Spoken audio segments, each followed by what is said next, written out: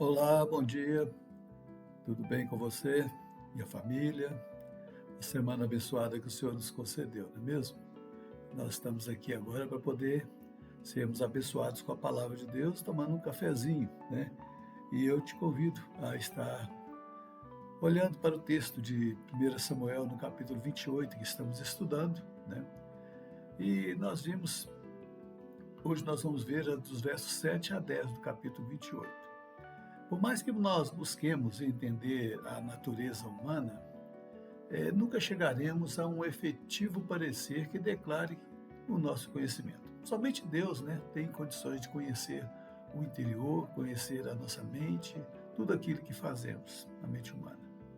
Falo isto por causa do que já vimos anteriormente, a respeito das ações de Davi e do rei Saul, que tinham conhecimento da palavra de Deus e mesmo assim cometeram tantos atos que foram de encontro com a vontade do nosso Deus.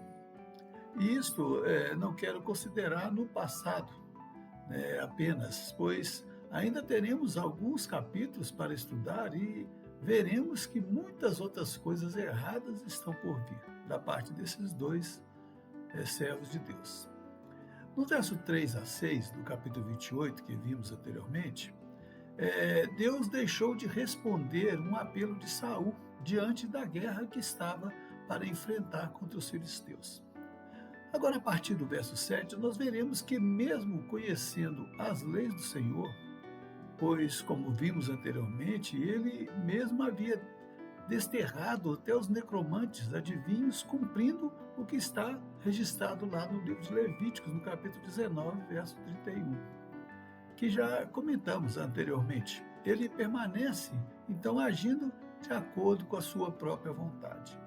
A situação dele naquele momento ali, eu creio que era de pânico, como vimos. Diante das adversidades surgidas, ele toma a decisão de não procurar mais a Deus, nem se render a seus pés, clamando por misericórdia, e vai buscar ajuda justamente naquilo que era em desacordo com a lei do nosso Deus. Observe o verso 7 que diz: Então disse Saul a seus servos: Apontai-me uma mulher que seja médium, para que me encontre com ela e a consulte. Disseram-lhe os seus servos: Há uma mulher em Edor que é médium. Será que ele esqueceu da lei do Senhor? A lei do Senhor nos diz: não vos voltareis para os necromantes, nem para os adivinhos, não nos procureis para seres contaminados por eles, eu sou o Senhor vosso Deus. Ou de seus decretos que ele mesmo proclamou a respeito, será que ele se esqueceu disso? Creio que não. O que entendo é que o desespero tomou conta do seu coração e da sua mente, a ponto de procurar uma solução para o seu problema. Isso pode ocorrer conosco quando nos deparamos com um problema que, aos nossos olhos, é intransponível e podemos tomar decisões que futuramente nos trará arrependimentos. Quando eu afirmo que ele tinha conhecimento dos seus atos, é devido ao fato citado agora no verso 8, quando o seu servo lhe dá a informação de conhecer a mulher que era médium. Ele muda a sua aparência, disfarça e apenas com 2 homens de sua confiança se desloca para encontrar com esta mulher. Mateus Henry comenta esse fato e diz assim: eles prontamente o recomendaram a alguém em Edor, uma cidade não muito longe, que havia escapado da execução do decreto de Saul. Ele resolve pedir os serviços dela. Primeiro, nisso ele é culpado de desprezar o Deus de Israel, como se qualquer criatura pudesse lhe fazer um favor quando Deus o tinha abandonado e desaprovado.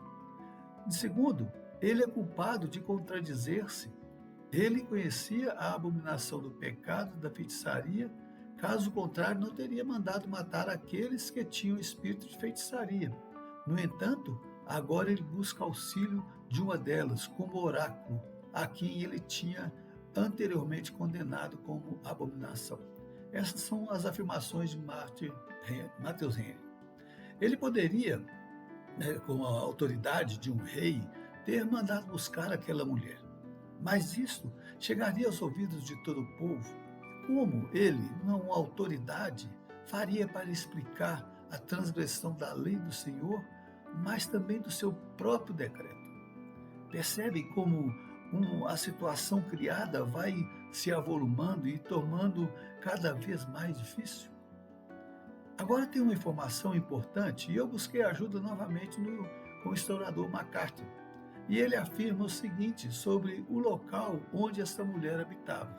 Vejam, em Dor, localizado menos de 6,5 km a noroeste de Sumém, entre o Monte Tabor e o Monte Moré.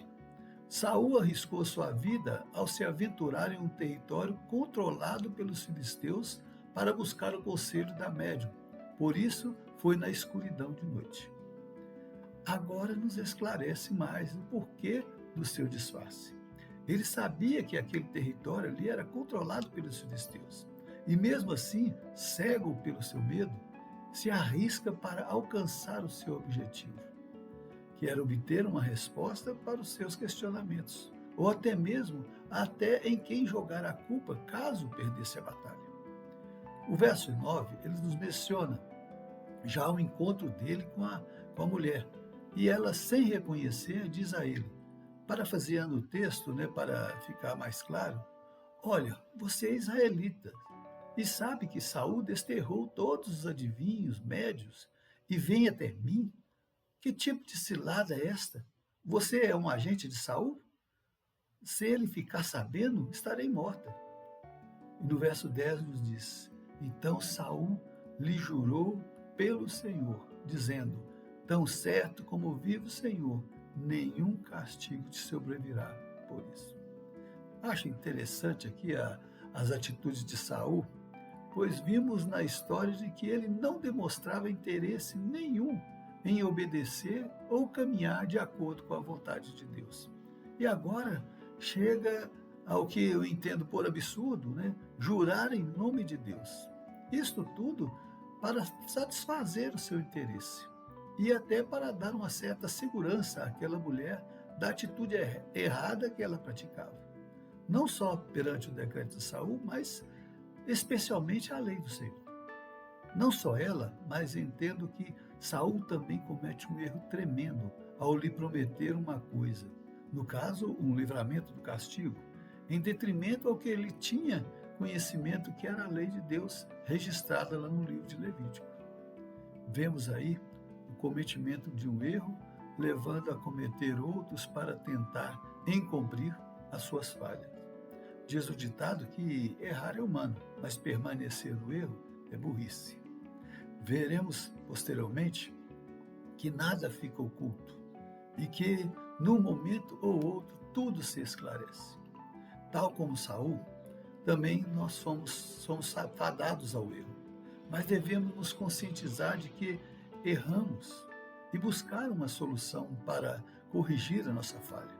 Não com a prática de tentar esconder as coisas ou tentar apenas pelos nossos interesses, como Saul fez, mas colocando a verdade em prática. As consequências dos erros são mais danosas do que reconhecer que erramos. Pense bem nisso durante esta semana, olhe o texto, veja quantas coisas erradas que às vezes as pessoas praticam para tentar cobrir as suas falhas.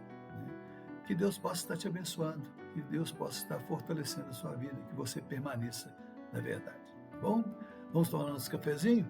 Até domingo que vem, se Deus assim nos permitir. Tchau, pessoal.